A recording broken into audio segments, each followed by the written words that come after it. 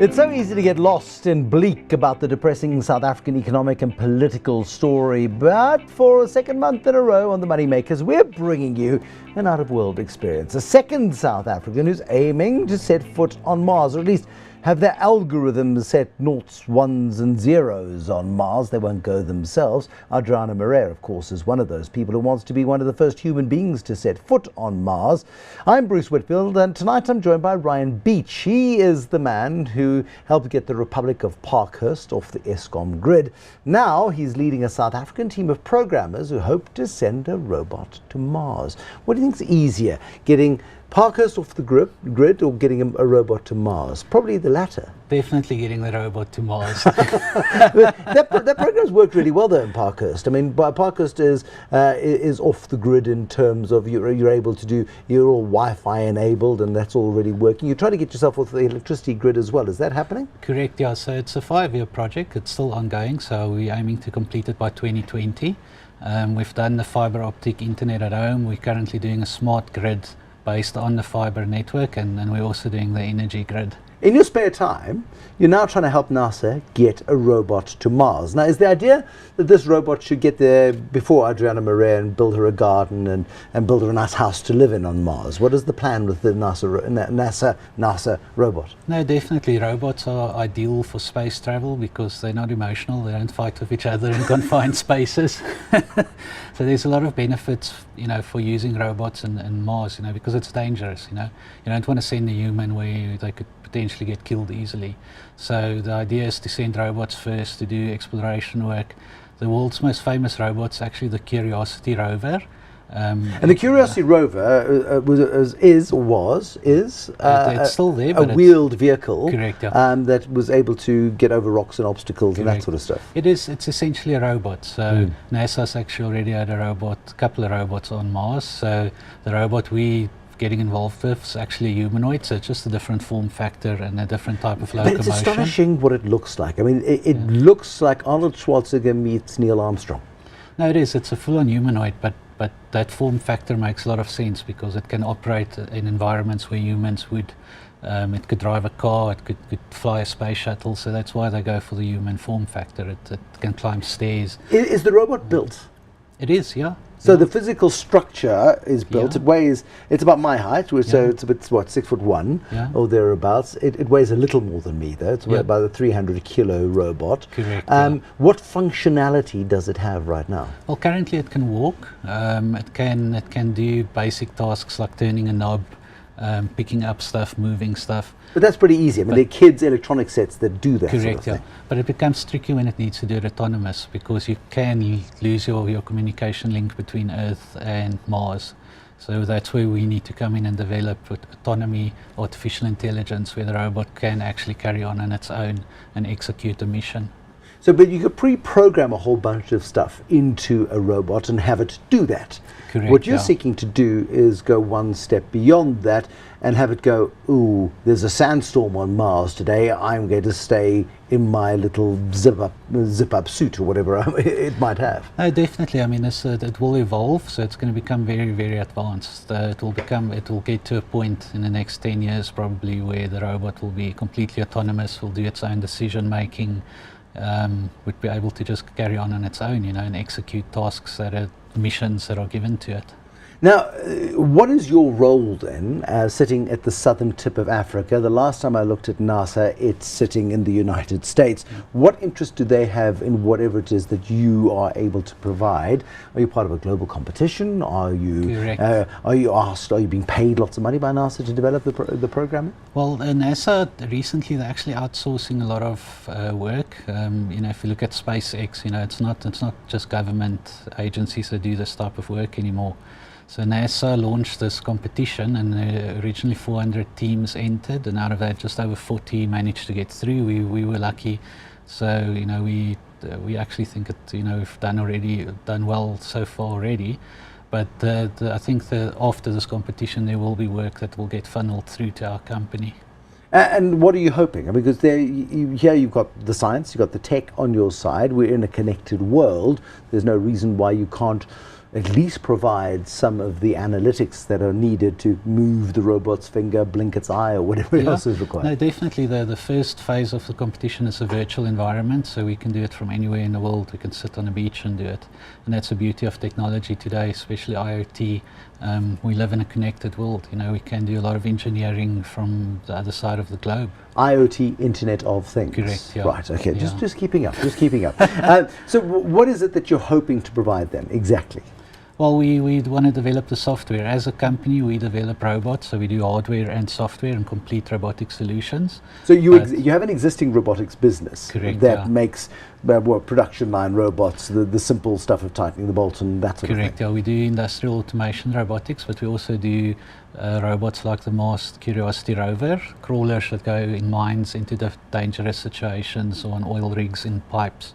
So we focus on developing robotics that go into dangerous situations so that people don't.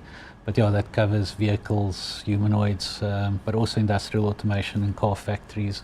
I mean, it's an astonishing thing, because automatically I would think of robotics being cheap and Japanese. They've had a lot more experience of doing it. What are you doing in South Africa, competing on a global scale? Well, we're actually aiming to export our robotics, and we are already exporting certain of our products to the USA and UK. We are actually competing with China from a cost point of view because of the exchange rate. It's dirt cheap for people in the US and UK to buy stuff in Africa, you know, and it's actually amazing that we don't have bigger local industries exporting, because our currency is in favor of that. It just makes absolute sense for us to try sell to the rest of the world. It's cheap for them to buy here. So Arnie, does the robot have a name? It's just the R5 Valkyrie. Let's call him Arnie, because it looks a bit like Arnie in one of the RoboCop movies. Is it scheduled? Is there a takeoff date for Arnie to go to Mars? Well, is there a deadline for you to not work a deadline. Like, it's currently under development, and then that's why we're part of this process, is to complete the development of the robot.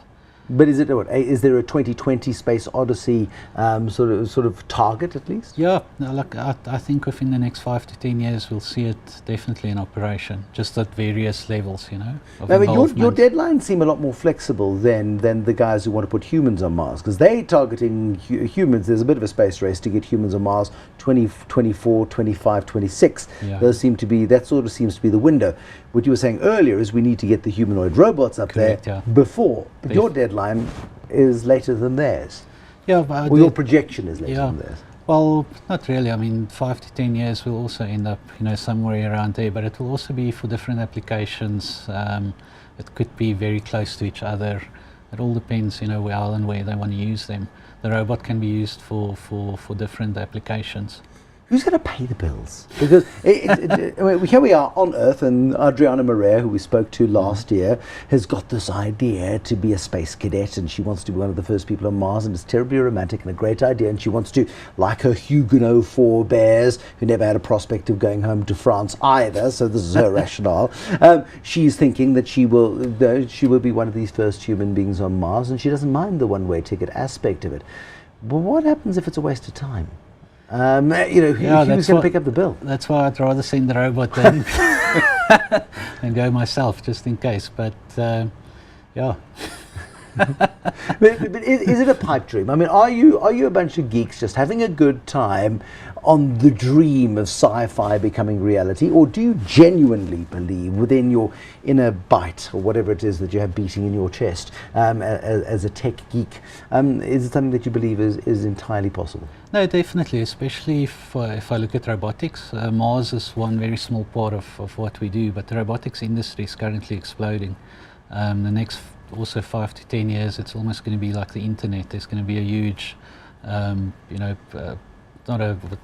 just the explosion, you know, of robotics. It's just becoming more and more accessible for industries and cheaper and cheaper. What's extraordinary about the fact that you're doing this research for Mars is almost what happens accidentally along the way in terms of the applications that can be used for us here on Earth in our everyday lives. I don't know where the automatic switch off for the kettle came from, or the stuff that we take for granted today, microwaves and all of that sort of stuff, but all of that was part of research that had other goals in mind. No, definitely. DARPA held a competition last year for various teams who also designed and developed humanoid robots, and that was for search and rescue missions. So they're already seeing that technology being used in local applications. But you can see it in drone applications. You can see it in the sort of software that's being used, using drones for security, using drones in anti-poaching activity. That sort of technology is stuff that was unthinkable 5 years ago. Suddenly it's real, in the same way as what you're working on today may not have a Mars application for 20 years, but certainly may have an application here that we don't even appreciate yet. No, definitely. Even if you just look at the textile and clothing industry, last year in 2016, the UK and USA reshored 30% of those industries back to their homeland, because it's cheaper to build shoes and shirts with a robot than using Chinese labor.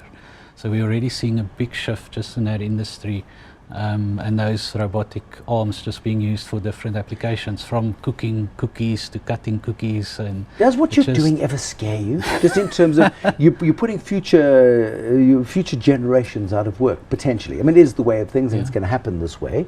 But you're intimately part of it, deliberately taking away the mundane, for now, the mundane tasks that nobody really wants to do anyway, but at least it gives somebody a job. Well, the first thing is the biggest threat to jobs is actually not robots, it's software, AI. It's the same thing.